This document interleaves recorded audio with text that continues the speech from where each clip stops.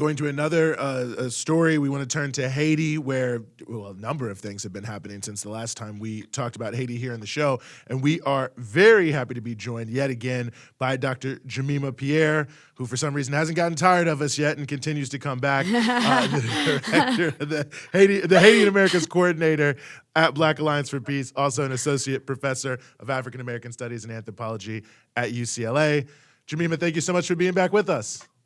Thanks so much for having me. Happy to be here. Well, very happy to have you, and it's almost like I don't even know where to start because so much has happened in the past few months, but maybe I'll start with this, the, I guess, so-called investigation into the assassination of the so-called President Jovenel Moïse continues to roll on. The current Prime Minister, Dr. Ariel Henry, has been somewhat implicated in this now. Where does that investigation stand? I know that someone just took some level of responsibility, I think, this week for being involved. What do we know? Where does this stand? And what is the sort of mainstream narrative around, what happened leave out? Right. This is a good place to start. The most recent thing is Rodolphe Jarre, which is a Haitian-Chilean businessman who was arrested.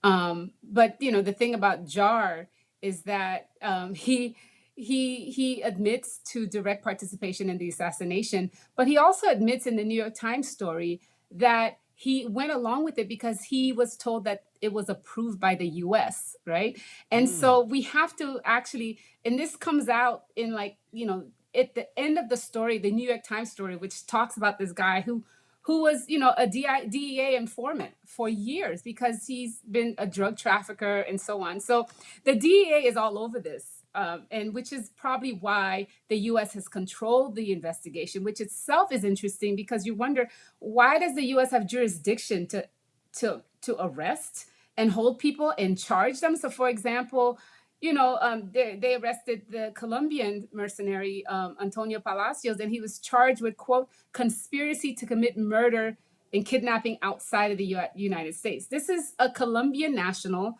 committing a crime in Haiti. And I'm just wondering why they're in Miami, why the U.S. has jurisdiction. So there's the first one. The other thing is the FBI has all the evidence. If we remember, they're the ones that went into the Moïse's house, and we have pictures of this, right? Them leaving with all, computers and all this stuff. And so my sense is that the U.S. knows exactly what happened, and the other part is the U.S. is covering itself, and so parts of what's being released has everything to do with the U.S. covering itself, and the U.S. knows exactly who's behind this operation, which is why they're taking the lead on this.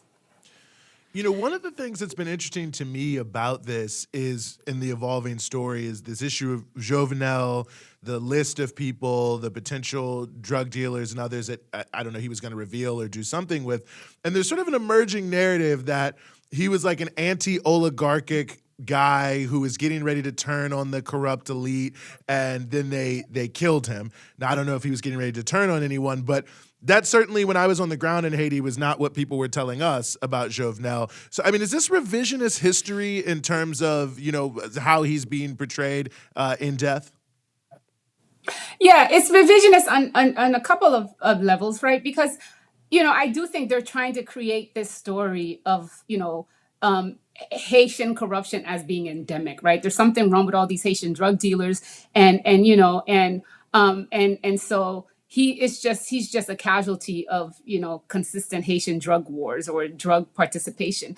There is a group of people that actually see Jovenel in Haiti, especially the northern Haiti, in small areas where he actually did do some kind of infrastructure development, who see Jovenel as a martyr, and even people who were against Jovenel are just upset at the way he was assassinated, the savagery of that assassination. So there's that. But I do think in the U.S. mainstream media, who doesn't, they don't care about Haiti and Haitians, the representation is that it's emerging as a drug bust or a drug situation gone wrong.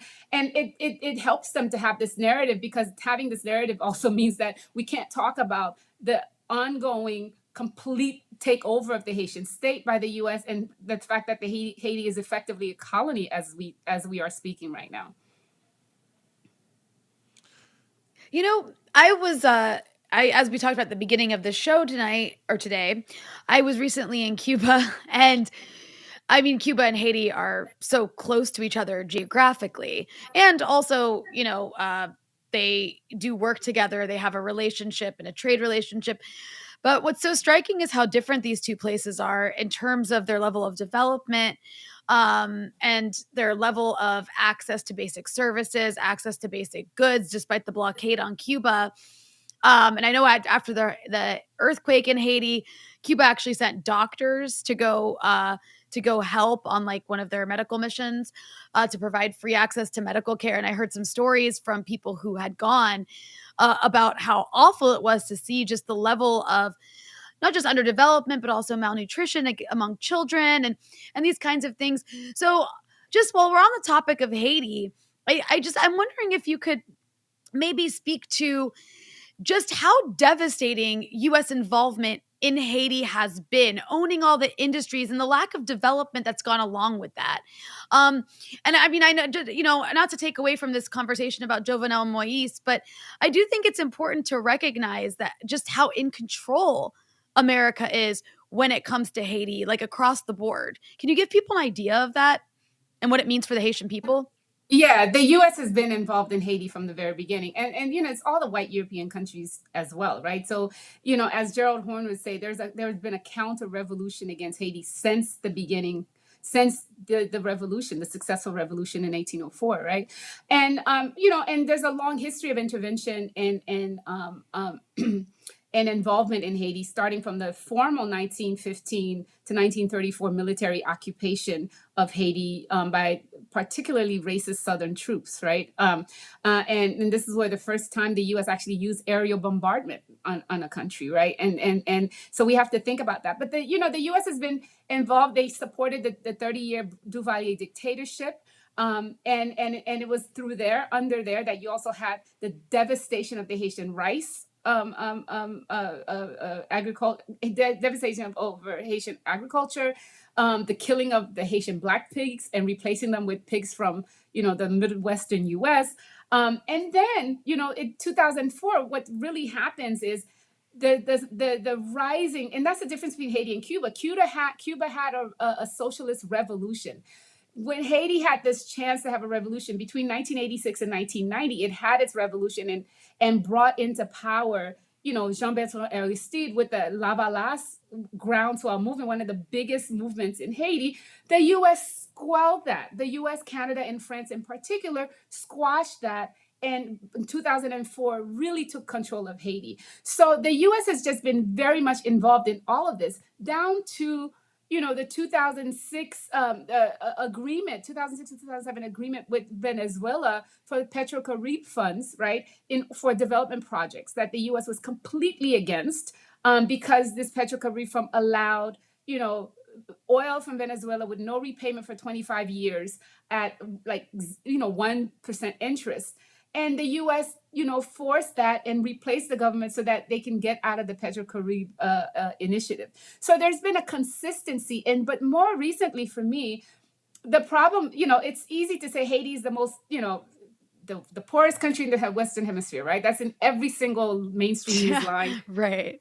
without any context, right? And so that to me is a problem. And the truth is, Haiti is not poor, right? You can talk about underdevelopment, but when you get on a plane, there are 4 flights a day from Miami to Haiti. It's a bunch of white businessmen going to Haiti making money. Mm-hmm. Haiti is not a poor place. And so we have to remember that. And so part of that is to also think now, the problem that I see is that there's no longer a need for military intervention, because the U.S., through the UN and the Organization of American States, has convinced the world that Haiti is a basket case. So you can have places like Japan, Chile, and all these people come in and say, oh my God, this place is a mess. Let's get together, like they did last week, and help Haiti because it's a basket case. And so you don't need military intervention. You already have the global narrative of Haiti, a racist narrative, as Haiti is a basket case. So then they can control Haiti through the veneer of like multilateral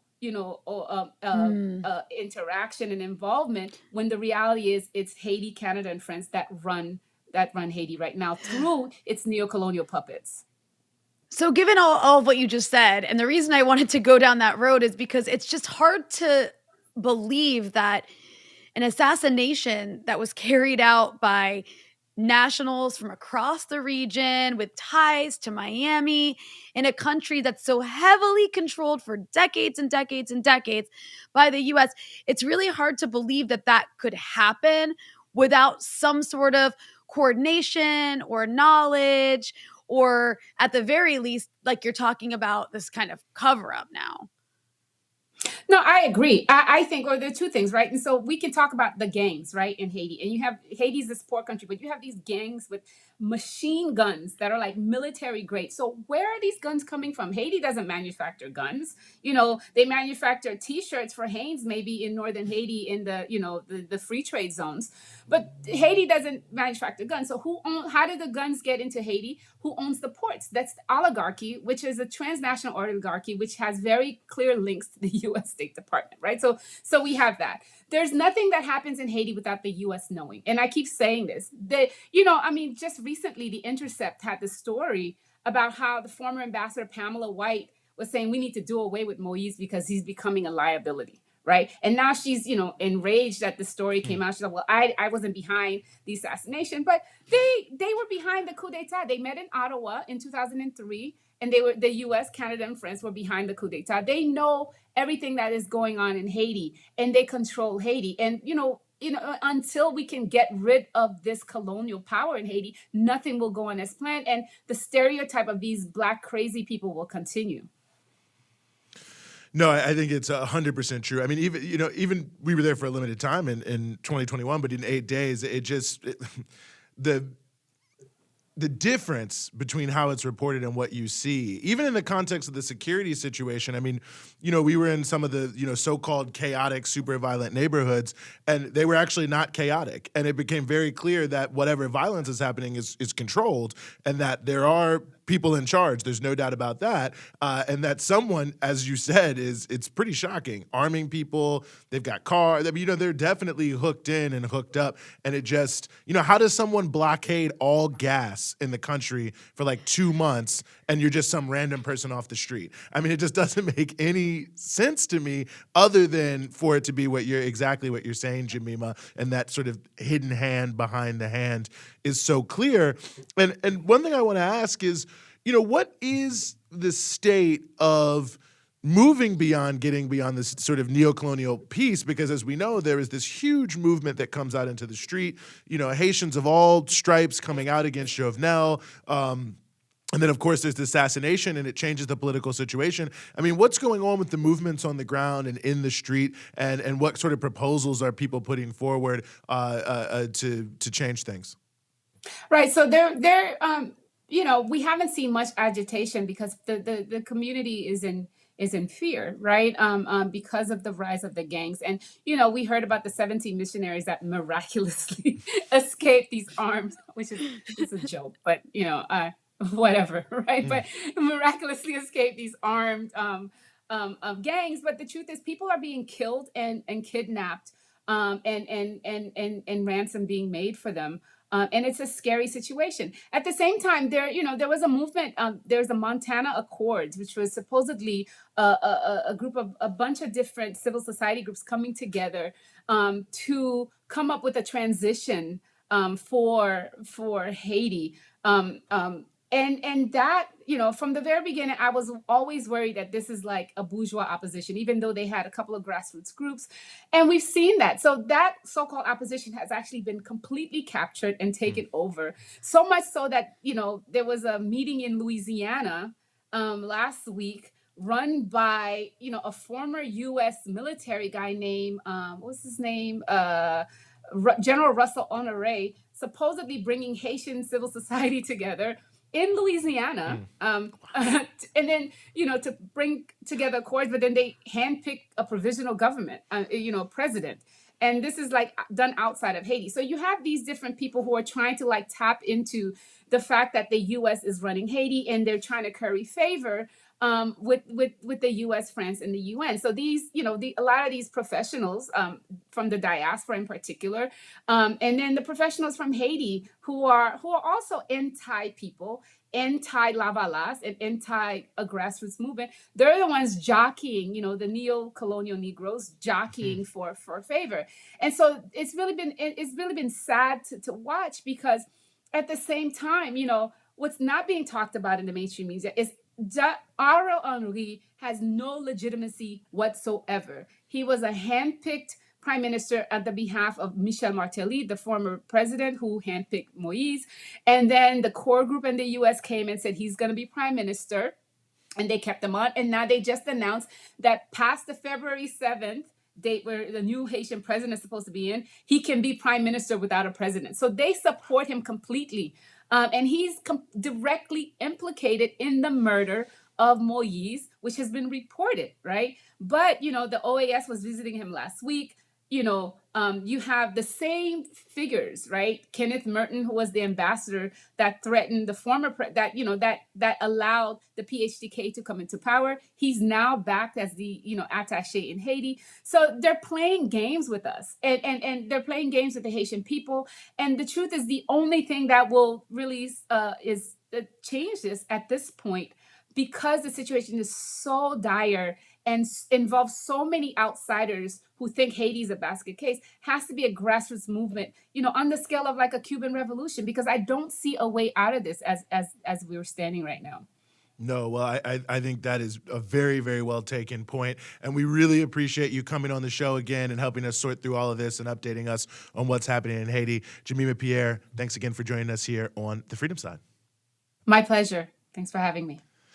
Well, the pleasure is certainly all ours. It's really just a terrible situation there. And, we're going to have to go back from Breakthrough News. We, told folks there on the ground we would be back. We've been in communication and are in regular communication with some of our friends and partners there on the ground in Haiti. So we're going to have to get there and continue to cover this, because it's being terribly, terribly covered in the mainstream media. Critically important issue, though, in terms of the context of what's happening in the Americas. Yeah, and no, you and I mentioned the think, Cuban doctors. I have to say, I'm sorry, Rania, I cut you off. Yeah, but go ahead. Their presence there in Haiti is significant. We saw them. In fact, that's how we got our COVID test to come back, is one of the clinics that they work with. And, we weren't talking to people in particular. We were just there as patients. But, you can see the respect. They have these medical vehicles that have these great flags and a little sign, a little symbol on there about the cooperation friendship between Haiti and Cuba. And it's not just medical care. It's on a number of different fronts. Cuba is playing a big role, at least a big role that they're allowed to play by, these neoliberal, neo-colonial governments. But a lot of the actions of Cuba with the grassroots of Haiti is very well known, very well respected there. A lot of ties between the two countries. Many Haitians go study in Cuba, and many come back, by the way, to serve their country in a very strong way in a number of different pieces. So since you mentioned that, Rania, I did just want to bring that up, because they're noticeable there. The role they play is significant and respected, but they're also training up a lot of Haitians to take on different roles and serve people at the grassroots level. It kind of speaks to one of the reasons the U.S. is so deeply involved in trying to forge Haiti's path and make sure no one gets in its way is, again, Haiti and Cuba right next to each other, as well as the Dominican Republic, right? And Maurice Cuba Bishop presents this. Sorry. Well, no, please. Well, I was just going to say, Maurice Bishop spoke about this exact thing in Grenada, and he, of course, was couped and assassinated. But he spoke about this when he came to New York, and he said the reason the U.S. fears Grenada, this tiny little island, is they don't want black people in America to get a sense that, we need socialism to change our lives, and that, we need to get it by any means necessary. It's the fear of a good example. And I think in Haiti, they know that the history of Haiti, the history of the slave revolution, that the psychological impact of a progressive government, a radical revolution in Haiti would be huge on the black population in America, just like, by the way, the early Haitian governments were helping to foment the slave uprisings all across the South. So sorry to cut you off, but I did just want to say that. No, it's absolutely true. The threat of a good example. I mean, that's why Cuba needs to be so demonized with the hundreds of millions of dollars in propaganda domestically to the American population and all across the region, because having a single country in a region of the world that is so exploited and, you know, has suffered not just from colonialism and genocide of indigenous people, but continues to suffer from exploitation by the U.S. government in coordination with local oligarchs and transnational corporations, you know, and you cannot have a socialist country, a functioning, robust socialist country in the Western Hemisphere. And that's why the U.S. has to do everything in its power to strangle Cuba and to try to put down any sort of movement across any of these countries that is able to represent the popular will of most people, because that is a recipe for revolution and a recipe for socialism and a recipe of kicking out imperialists. Indeed. It's so obvious. It's so obvious. And I really think that it's interesting, the juxtaposition of a country like Haiti versus a country like Cuba, and just seeing like the difference when you're able to successfully kick out the imperialists is, even though you might stay a poor country that still suffers from this vicious, crippling blockade, like you still have a situation where the medical system in Cuba is far superior, and medical doctors are going to Haiti to provide medical care because the U.S. has never allowed that sort of development in Haiti.